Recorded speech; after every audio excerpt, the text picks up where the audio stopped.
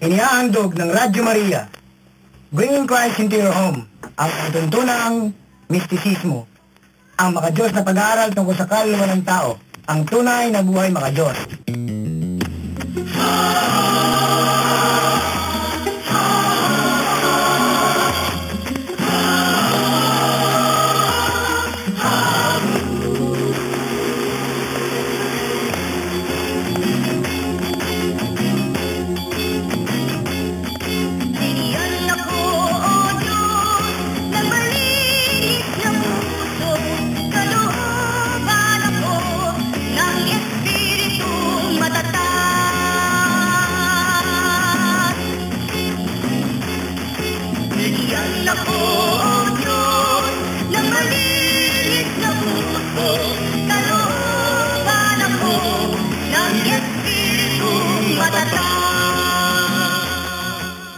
Muli po isang mapayapang pakikinig sa inyong lahat, mga minamahal naming taga-subaybay ng Radyo Maria Philippines, Bringing Christ into your home.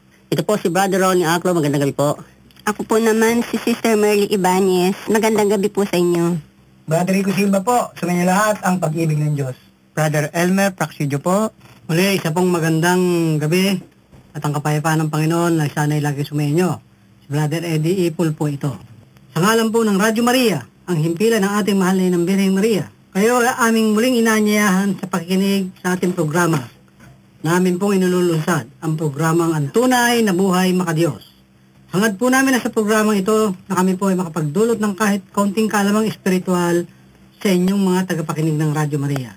Ngunit bago po tayo tuluyang dumako sa ating mga paksa, kayo po ay aming muling inaanyayahan sa pag-aalay ng isang munting panalangin. Ave Maria Purisima, Santificado concebida, sa ngalan ng Ama, ng Anak, ng Diyos, Espiritu Santo. Amen.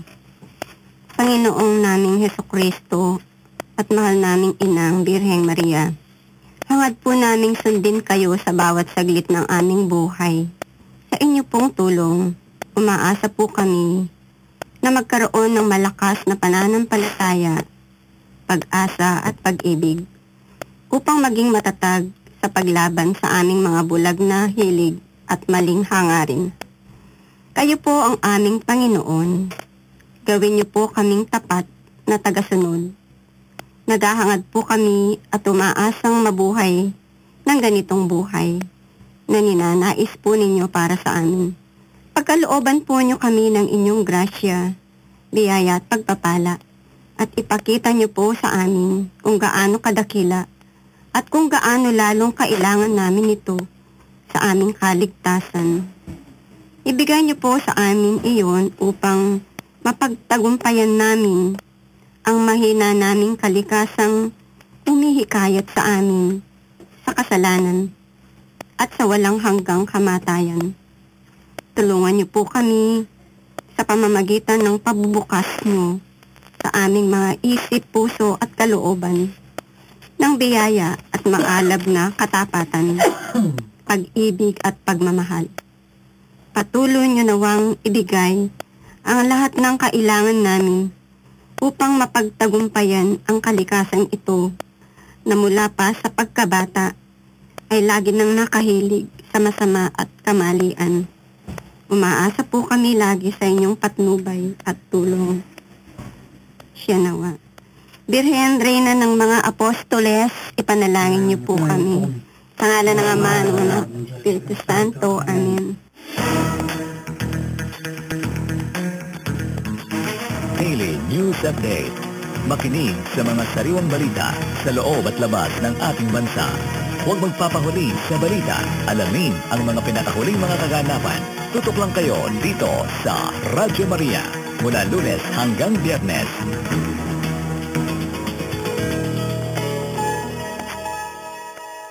Muli pong nagbabalik ang tunay na buhay makadiyos o ang mistisismo at kay patuloy po pong nakikinig sa himpilan ng Radyo Maria, Bringing Christ into your home. At bago pa po tayo lumaot sa ating talakayan, sa ating paksa, batiin po natin ang ating mga panauhin po dito. Nandito po si Brother John Tejero ng Sapang Tagalog po uli at siya patuloy pa rin pong nakikipag-aral sa atin sa ating paksa. Ngayon po, bago po tayo magsimula, ating pong basahin ang talinhaga ng ating Panginoon. Nababasahin po sa atin ni Brother Eddie Ipul po.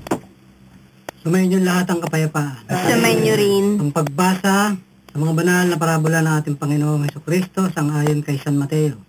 Kabanata 14, talata 44 hanggang 45.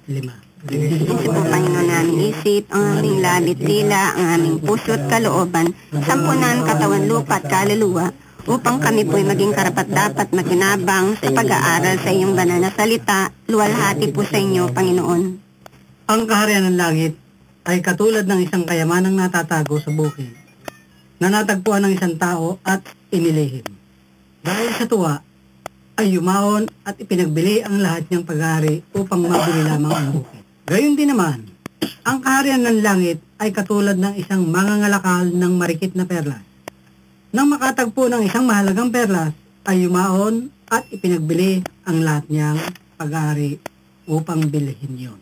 Ito mga kapatid, ang mga banal na talinghaga ng ating Panginoong Hesukristo. Purihin po kayo, Kristo, naway sa bisag kapangyarihan ng Diyos, mahugasan ng aming mga pagkakasala, pagkakamali at pagkukulang, upang kami ng aming kaligtasan patungo sa buhay na walang hanggan. Amen.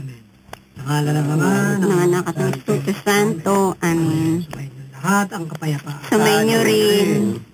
Magandang gabi po muli sa inyo mga brad and sis na nandito po sa ating programa. Bago po natin tuluyang tahakin ang pakahulugan sa banal na parabola ng ating Panginoon Kristo, bidyang tanaw po muna natin ang nakaraang linggo po nating tinalakay, yung pong malaking tiging, ano po, na ito po inihahalin tulad niya po doon sa buhay ng isang Kristiyano na dapat niyang marating. Yan po tinatawag na kaganapan, sapagkat yun po ang pinag-uutos ng ating Panginoon na ang isang Kristiyano, isang kanyang tunay na tagasunod ay makarating sa isang buhay na may kaganapan sa mata ng ating Panginoon. Na napakahirap nga lang pong tahakin sapagkat ito po ay daan ng pagbabanal o kabanalan. At ang kabanalan po ay isang uri ng pakikidigma sa ating mababang uri ng sarili na nasanay po sa kaparaanan ng ating makalupang pamumuhay. Kaya po kung ating babalikan yung talinhaga na yun, ano po, nandun po yung mga pagdadahilan ng mga inanyayahan na hindi po dumalo doon sa malaking tiging na inihanda po nung ama ng sambahayan doon sa parabola na nakaraan ng ating Panginoong Hesukristo. Kaya ngayon naman po ay ating pong iuugnay din po ang parabolang yan sa parabolang binasa po ng ating kapra dito na si Brother Eddie tungkol po dun sa ang natatagong kayamanan. Brother Eddie, pakipaliwanag nga po natin. Yun nga, ang kaharian ng langit. Kaharian ng langit ang tinutukoy dito. Katulad dito ng pag-aaral natin sa buhay makadiyos o ang aklat ng mistisismo, ganito ang nakasaad dito sa aklat na to. Mysticism is like the virtue of wisdom. It begins with self-evident principles. The mystic cannot act without the self-evident and fundamental principles of faith. Diyan sa prinsipyo ng pananampalataya, ang isang tunay na makadiyos ay hindi makakikilos kung walang patibay sa kanyang sarili. Katulad din naman ng nakatagpo ng isang lupa, na natagpuan ng isang naghahanap, nakatagpo siya ng lupa pero hindi niya muna ipinasabi. Ito'y inilihim niya at kinakailangan siya magkaroon ng self-evident na ang lupang kanyang nabili at natagpuan ay pakikinabangan niya. So the mystic cannot act without the self-evident fundamental principles of faith hanggat hindi niya nakikita ang matibay na pundasyon. A man is wise when he understands the relationship of things to himself and among themselves. But the vision of knowledge is still imperfect if one does not understand the true nature of things. Similarly, a man reasons well when he acknowledges the relationship of God to himself. But the substance and the intimate effect of this relationship are only known through the light of virtue of faith. Therefore, the substance of the mystical life resides in faith.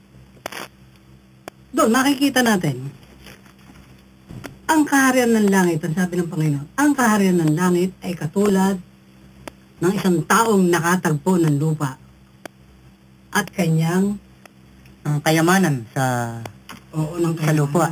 Nakatagpo ng isang malaking kayamanan sa lupa. Kayamanang natatago sa bukid na natagpuan ng isang tao. Ang kaharian daw ng langit ay katulad ng isang kayamanang natatago na natagpuan ng isang tao sa bukid at inilihim. Siyempre, ililihim niya muna yon. Dahil kayamanan yun eh. Naalala ko tuloy isang kaibigan ko. Nakakilala ko. May natagpuan daw kayamanan. Abay, ipinagsabi. At hinukay pa. So, hindi karunungan. Bakit? Para makatagpo ka ng isang kayamanan, ililihim mo muna. Ganon ang ginawa. So, ganon din ang paghahanap ng buhay na makadiyos. Hindi karakarakang sinasabi without the self-evident. Patunayan mo muna sa sarili mo. Ayun, pinatutunayan niya muna sa sarili niya bago niya ito ikikwento. Makantuy din sa bahaging yon, merong tinatawag na kayamanan, ano po na natagpuan. At itong kayamanan to ang ating pong Ang kaharian ng langit. susuriing mabuti. Ano po? Basa mo nga uli ng buo, Brad, yung tungkol sa kayamanan na yun. Ang kaharian ng langit ay katulad ng isang kayamanang natatago sa bukid na natagpuan ng isang tao at inilihim. Tapos, Dahil sa tuwa ay yumaon at ipinagbili ang lahat niyang pag-aari upang mabili lamang ang bukid. yun. Ang liwanag, di ba? Pinagbenta niya lahat ng kanya, no? Dahil importante yung natagpuan niya eh. Kayamanan eh. Kaya kung lahat ng ari-ari niya, ibinenta niya na. Para mabili magkaroon siya ng sapat na halaga. Para mabili yung lupang may kayamanan. Oo. Ayan. So, ganun din. Kung ating pag-aaralan, May halin tulad po natin yung kayamanan na yan sa spiritual nating pamumuhay na kung ito'y magkakaroon ng tinatawag na kaganapan sa ating Panginoon. Kaya lang, dadaan po tayo ng sinasabi na, ililihim mo muna, ano po.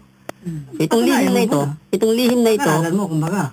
ito'y mahihalin tulad natin sa isang, sabi, pag inililihim mo, may ginagawa kang isang pagsasagawa.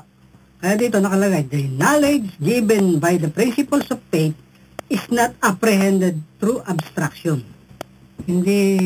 Wala maraming kwento, mga kung ano. Hindi ganon.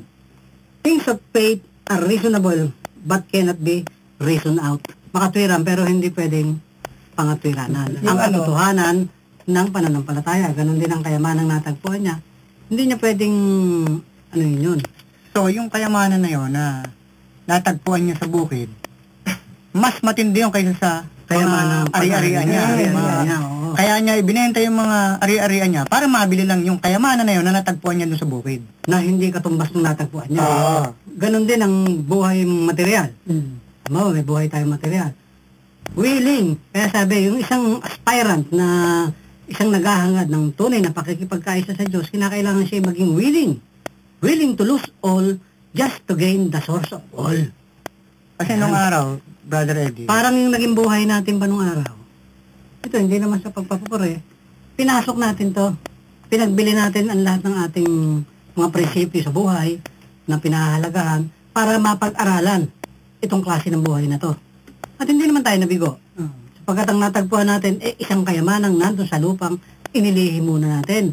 Yan, nanirahan tayo sa isang isolated place, na lihim, na kung saan pinagninilay-nilay natin ang ating natagpuang buhay na naging kayamanan naman natin. Yun ang pakikipagkaisa Diyos sa ating Panginoon. nung araw, nauso yung salitang I found it. Diba? I found it. Nauso nung araw yan eh. I found it. Tignan mo rin. Oo. Ngayon, dito naman sa takbo ng istorya ng parabola natin, I found the true riches, di ba? Yung totoong kayamanan. Oh, I found Him. Hindi I found it. Di ba? Kasi I found Him, si Kristo. Pag natagpuan mo sa buhay mo yun, isang malaking kayamanan yun. Na pwede mong ipagpalit ang lahat ng estado mo sa buhay. Pamumuhay, kabuhayan, di ba? Buhay. Lahat yan pwede mong ipagpalit yan eh. Para lamang kay Kristo. Yun eh, kung matatagpuan mo si Kristo sa buhay mo. Pero hanggang hindi mo natatagpuan si Kristo sa buhay mo, siyempre, hindi mo iiwanan yung kayamanan mo. Yung mga pag-aari mo. Diba? Ngayon, kung sabi nga ng Panginoon, ang sino mang hindi mag-iwan ng lahat-lahat sa buhay niya, pati buhay niya, lahat-lahat, iiwanan mo. Hindi ka dapat na maging alagad ko. Diba? Kaya kung talagang natagpuan na natin si Kristo sa buhay natin, sabi nga ni Brother Eddie kanina, you have to lose all just to gain the source of all. Diba? Handa kang iwanan ng lahat, mawala ang lahat sa'yo. Mabili mo lang. Makamta mo lang yung pinagmumulan ng lahat. Kaya ito pong natatagong kayamanan na to, na sinasabi nga po ninyo kanina na ito ay kailangan pa ibenta yung kayamanan niya para mabili ito. Ibig sabihin, mas matindi sa kanya, no po? Mas matindi sa, sa dala-dala niya. Sa spiritual meaning, Po. ipinagpalit niya yung buhay niya eh. Para lamang mapapunta doon sa buhay na yun na gustong mangyari ni Kristo. Spiritual meaning na yun eh. Nagkaroon siya ng katulad na nakalagay dito. The intellect, for example, can judge that man who owes all things to his divine maker, must both by justice and by love. Yung kanyang pagpapasya ay nagkaroon ng katarungan eh. Makatarungan pagpapasya yun sa kanyang buhay eh. Na ipagbili niya ang lahat ng kanyang ari-arian para mabili niya yung kayamanang kanyang natagpuan. It is a fair justice. Dahil mas mahalaga yung natagpuan niya. Sapagkat hindi lilipas yun. Kaharian nga ng Diyos yun eh. Kaharian ng langit. Na halos lahat ng tao gutom na matagpuan yun. Samantalang siya, sa hindi inaasahang pagkakataon, natagpuan niyang bigla. Katulad din ng nangyari sa mga buhay natin, mga kapatid. Sa hindi inaasahang pagkakataon, sa tagal ng ating pamumuhay sa lupa, na kung ano-ano, sa hindi inaasahang pagkakataon, natagpuan natin yung isang lupa na mayroong kayamanan.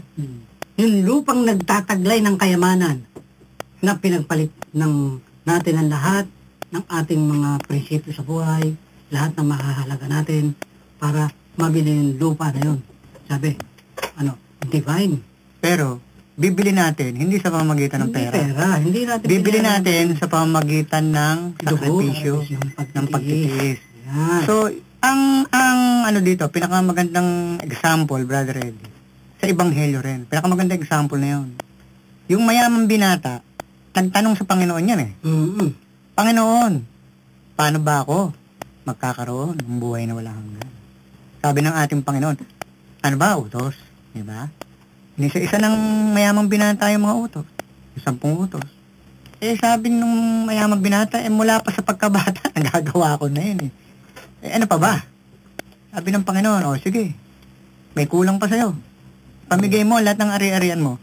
Pagkatapos, bumalik ka, sumunod ka sa akin.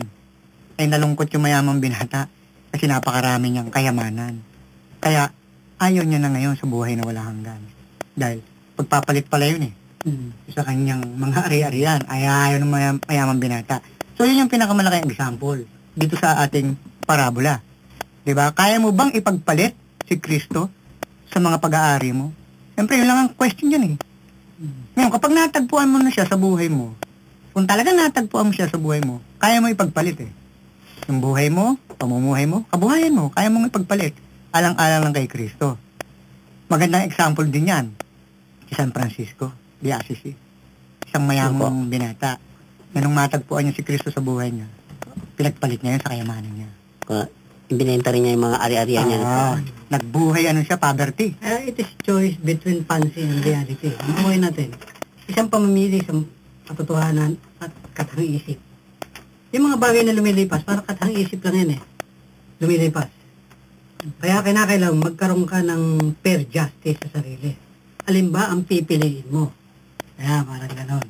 Yung bang mahalaga o itong katang isip na buhay? Ang pinili nga niya, pinagbili niya ang lahat ng kanyang ari-arian para mabili yung lupa na merong kayamanan. Sabi nga po ng Panginoon, magtipon kayo ng mga kayamanan sa langit na hindi kayang nakawin at sirain ng hindi kinakain ng tanga. Kapatuloy po tayo, bigyan tayo po muna natin ang ating impilan.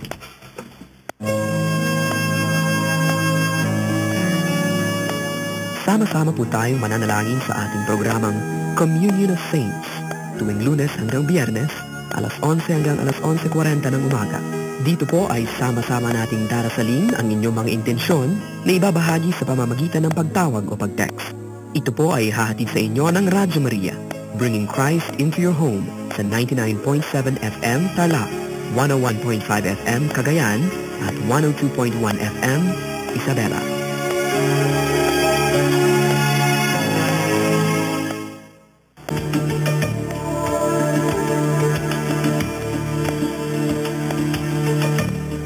Ako po si Father Bong Romano at ako po ay nag-aanyaya sa inyo na patuloy po na makinig sa Radyo Maria Sa inspirasyon at panalangin ng ating Inang Maria, marami po tayong makukuhang biyaya para sa ating kalusugang pangkaluluwa.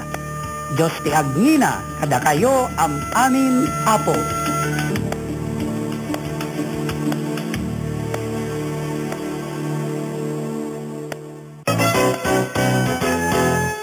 Research Update. Ito ay programang kapupulutan ng bagong kaalaman galing sa pinakahuli at pinakamakabuluhang pananaliksik ukol sa iba't ibang paksa. Kasama na dito ang tungkol sa pamilya, ang kabataan at ang komunidad.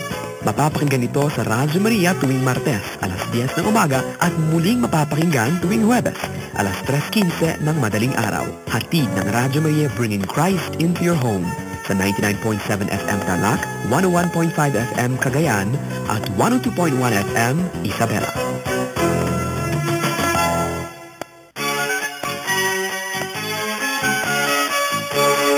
Radio Maria, bringing Christ into your home.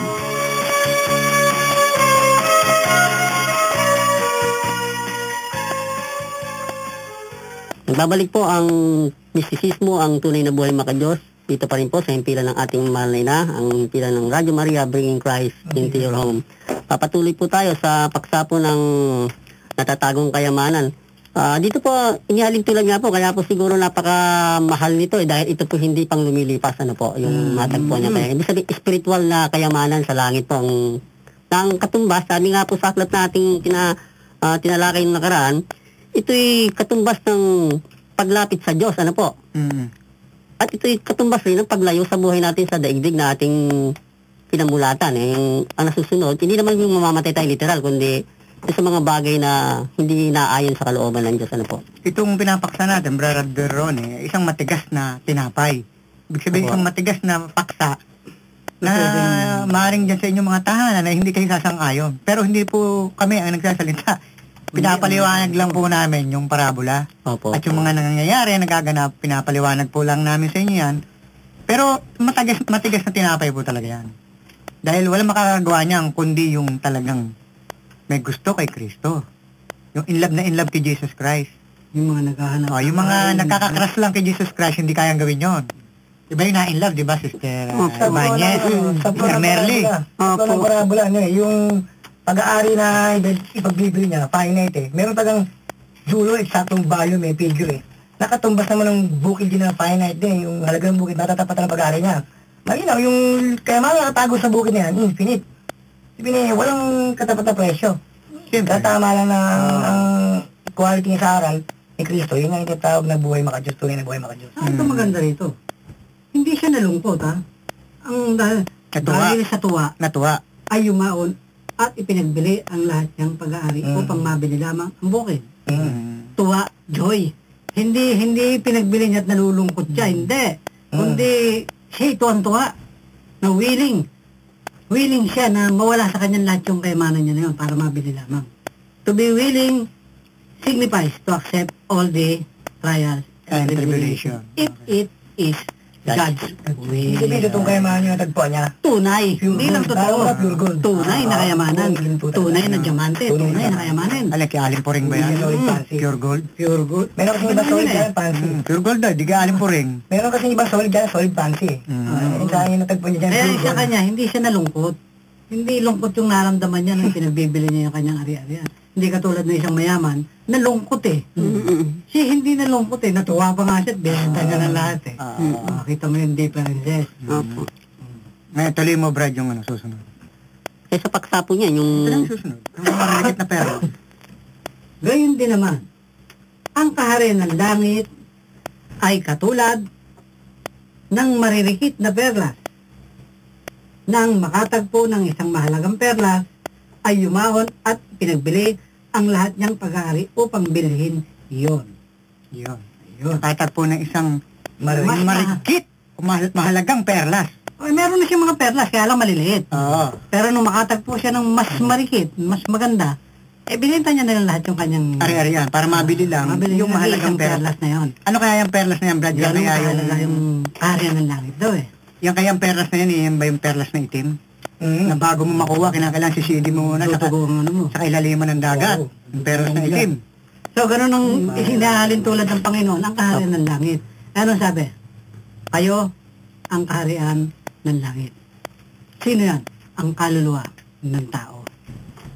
Katulad yan ay isang napakarikit na perlas sa mata ng Panginoon. The people of God is the church of God. Hinahanap ng tao ang kaharian ng langit. Nasaan ba ang kaharian ng langit? Nasaan ba ang langit? Anong sabi ng pag-aaral natin? Be not in heaven, but heaven, here on earth, at the very beginning of your life, under the grace of God. Pag natagpuan ng tao yung kanyang natatagong perlas, yung kanyang hidden being, yung kanyang natatagong pagkatao, nako, ay natagpuan na niya ang langit sa lupa. Ayan ang maganda nun, di ba? Pero napakahirap ata nun. Ngayon, yung bago mo makatagpuan yon, parang itim na perlas ngayon, duduguan te, sisisid ka ng malalim eh. Pati yung perlas na itim sa kabibil lang yun eh. Di sa parabola, sa parabola, natagpuan yung perlas eh. Ang diferensya lang kung kayang pambili yung perlas na yun. Bebenta mo nga. Bebenta mo eh. Lahat. Diba? Lahat ng meron ka sa nakasanayan mo wag replace yun, yung bebenta. Parang ganun din, dun sa He who is God must deny all his own will. Gusto niyang makatagpuan ng Diyos eh. Di willing siya. Itakwil. Itakwilan lahat. And to be willing, maging willing ka, ibig sabihin nakahanda ka sa lahat ng aabutin mo. At yan po yung sinasabing perlas, mahalagang perlas, na kapag natagpuan mo, sigurado. Ibibenta mo na lahat ng are-are mo para mabili lang yung perlas na yan.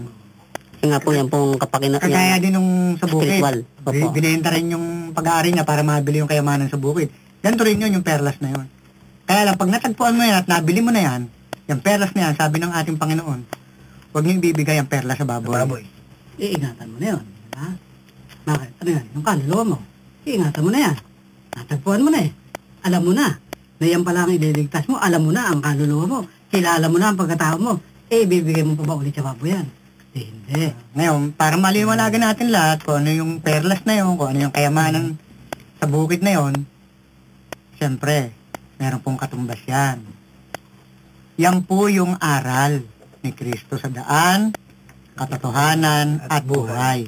Kapag nalaman po ng isang tao yan, sigurado, iiwanan niya yung buhay niya para lang makapunta doon sa sinasabing kayamanan na yon, yung aral sa daan, katotohanan at buhay ni Kristo.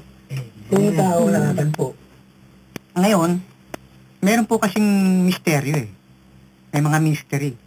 Yan po yung mga kayamanan na kapag natagpuan natin yan, yung mga misteryo na yan, na ipaliwanag sa atin, sigurado, hindi na tayo bibitaw. Diba? Opo. Yung aral na yan, yung mga misteryo yan. Kagaya halimbawa ng misteryo ng paglalang ng tao. Diba? Meron pong misteryo yan. Dahil yung tao, ginawa ng Diyos, sang-ayon sa kanyang larawan at wangis. Ngayon, nung ginagawa ang tao, o nung gagawin ng tao, sabi nung nagsasalita na Diyos, gawin natin ang tao sang-ayon sa ating larawan, ayon sa ating wangis. Sa makatwid, gawin natin, may kausap po yung Diyos, kung gagawin niya yung tao, isa pong malaking misteryo yan.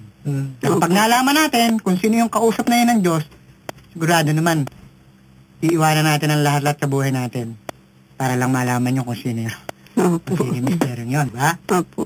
Pangalawa pong misteryo, yung misteryo ng Santisima Trinidad, yung Holy Trinity, na nakalagay sa sulat ni San Juan Apostol, Kabanata 5, talata 7 hanggang 8.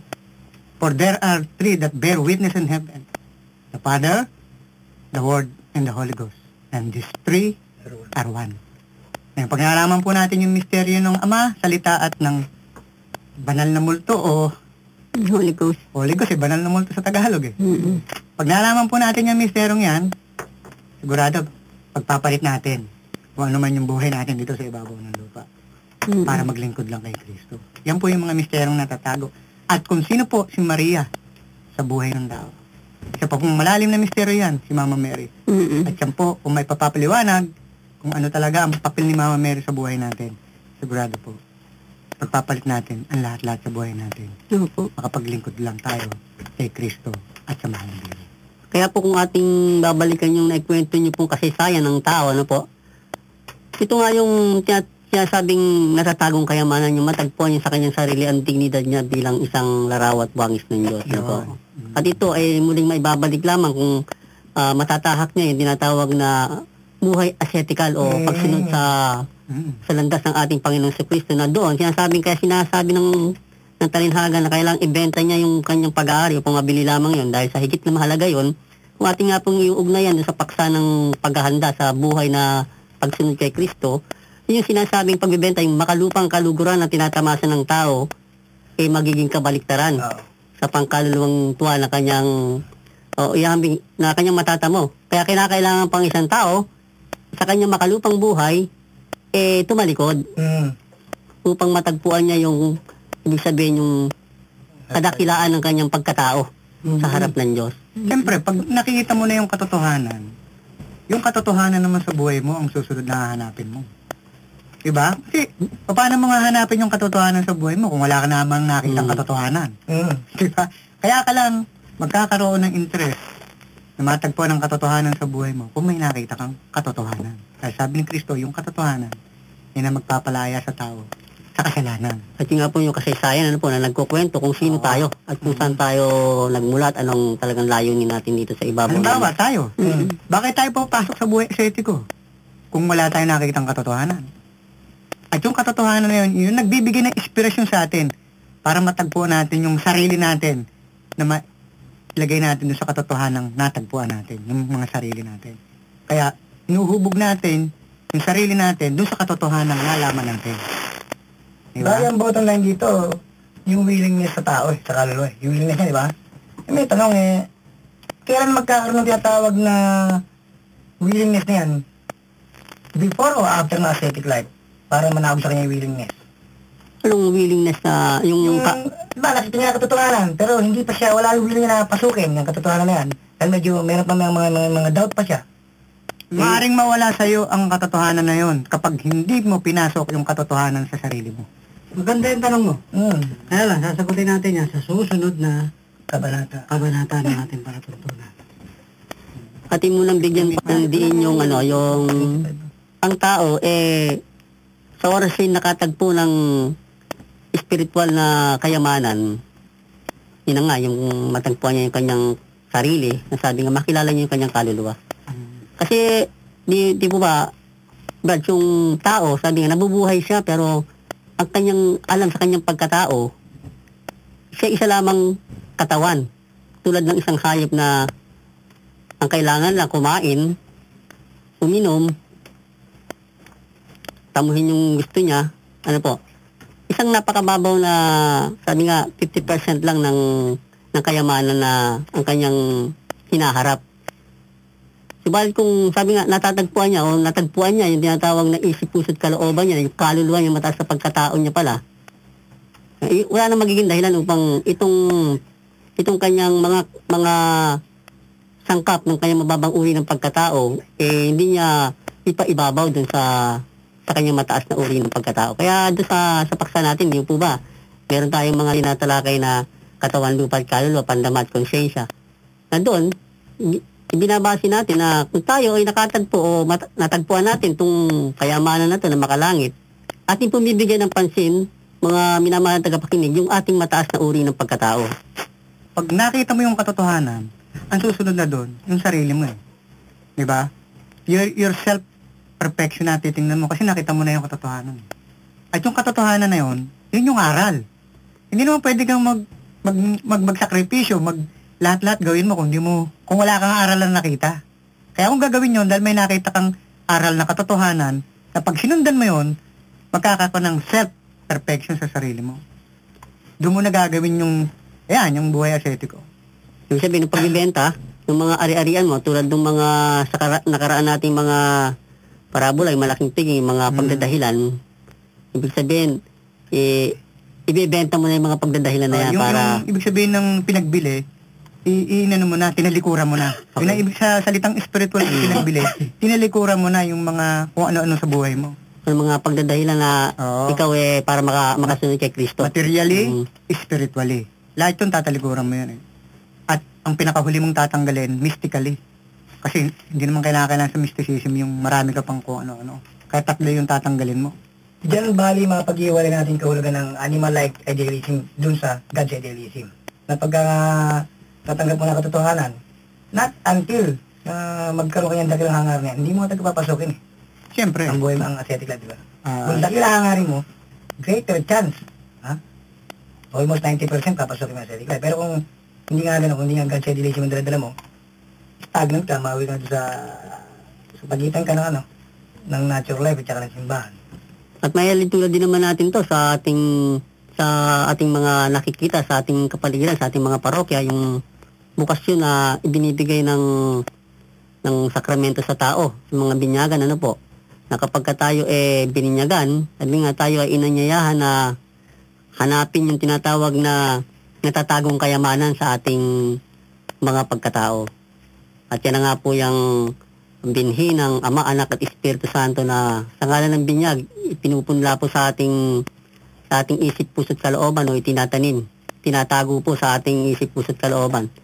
At kaya nga lang po, dahil po sa kakulangan po ng ating paghahangad, pananaliksik o pag-aaral, yan pong kabanalan na yan na nasa ating isip, puso't kalooban, hindi po natin nabibigyan ng pansin. At ito po tayo, sabi nga po, paulit-ulit po namin sinasabi sa inyo, sa ngalan po ng mga parabola na ito na amin pong binubuksan at susumikapan na ipahimayin at ipaliwanag ng bahagya sa inyo, hindi man sa malalim na kaparaanan, nawa po inyong maintindihan at maunawaan kung ano po ang tinutukoy ng ating Panginoon sa mga parabolang yon. Sige po ba, brother? Kasi pag sinabing talinghaga, gumamit ang Panginoon yan ng mga talinghaga sa tao para ang tao hindi siya madaling maintindihan. Diba? Pero sa kanyang mga alagad, pinapaliwanag niya ng maliwanag ng malinaw. Pag nakakasaralina na sila ng kanyang mga apostol at mga alagad. Ipinapaliwanag niya, dinidetalye ni Jesus Christ kung ano ibig sabihin ng kanyang sinabing parabola. Pero sa crowd, sa mga tao, hindi niya pinapaliwanag. Dahil ang sabi ng Panginoon, tumingin man sila, ay wala silang makita. Makinig man sila, wala silang maunawaan. Sapagkat pinatigas ng bayang ito ang kanilang mga puso. Yun ang sinabi ng ating Panginoon. So, ano ang ibig sabihin ng ating Panginoon? Meron lang siyang pinagpapahayagan ng kanyang mga hiwaga, ng kanyang mga misteryo. At manalangin tayo, mga kapatid, sa inyong mga tahanan, na isa na kayo sa pagpaliwanagan ng ating Panginoon, na maintindihan nyo ang katotohanan ni Kristo. Yan. Kasi siya ay handa naman magpaliwanag sa atin kung willing naman tayo na makinig sa Kanya. Kaya habang ang tao, libang na libang sa daigdig, diba? Sa demonyo, sa laman, paring hindi po dumating sa buhay natin na paliwanagin ni Kristo ang ating isip tungkol sa Kanyang kaharian. Pero dumarating sa buhay ng tao, sabi nga, hindi mo inaasahan, biglang mababago buhay mo. Meron dyan na aksidente, tapos nakaligtas sa aksidente. Pangalawang buhay niya, biglang nagbago. Liwanag ang kaisipan niya, hinahanap niya na si Kristo sa buhay niya. May mga ganyan Diba? Kung alin yung mga pangyayari sa buhay mo na hindi mo inaasahan, tapos biglang darating pala sa'yo ngayon yung Panginoon sa buhay mo na hinahanap mo na siya, yun na umpisa. Para lumiwanag sa'yo ang kaharian ni Kristo. Yun ang umpisa para matagpuan mo na yung kayamanan na yun. Oo, yun. Kasi yung aral ni Kristo talagang kayamanan niya, brad Aral ni Kristo, kayamanan niya. Opo. Sabi nga, isang kayamanang pangwalang hanggan. Kaya lang, mahirap kunin kasi sabi nga, magbibenta ka pa ng mga ari-arian mo para yun ay makuha mo. Kung hindi mo bibenta yun sa'yo, hindi mo makukuha yun. Hindi mo makukuha ng pagpalagay na natin kasi full yung sinasabi dun binili mo ng buo yung kayamanan sa bukid. Binili mo ng buo yung mahalagang perlas. Diba? Binuo mo binili mo ng buo Ngayon, para doon naman sa mga hindi kayang bilhin nyo ng buo, parang Bombay. Kapra-kapraso lang, di ba? O kaya naman po yung buhay asetiko, baitang-baitang Oo, baitang-baitang. Hindi naman kagad diretso baitang-baitang ng buhay. May panimula ng buhay purgatorio. At gabi ng banda, buhay kumikinang. Mga minamahal namin tagapakinig, meron po tayong tinalakay noon. Pasensya na po doon sa hindi mga nakasubaybay nung mga paksa ng pagsasalarawan ng baitang-baitang. Ulitin din natin. Babalikan natin. Nagkukulangan na po tayo ng oras. Paano magpasalamat naman? Pasalamatan na natin yung kung meron tayong mga huling pananalita tungkol dito sa ebanghelyo na sa parabolang ito, pwede. Malinaw na yung kayamanan na natatago na yan, tsaka yung peros na malaga na yan.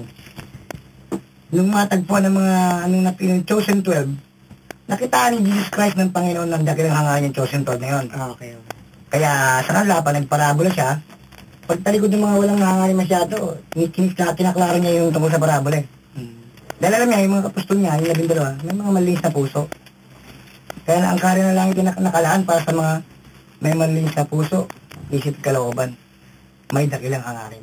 So, ang pinakabuod, mga giliw, o mga minamahal na kapatid sa inyong mga tahanan, siyempre, sa sitwasyon ng buhay natin sa ngayon, is very hard na mabili natin yung kayamanan na yun sa bukid at yung mahalagang perlas na yun.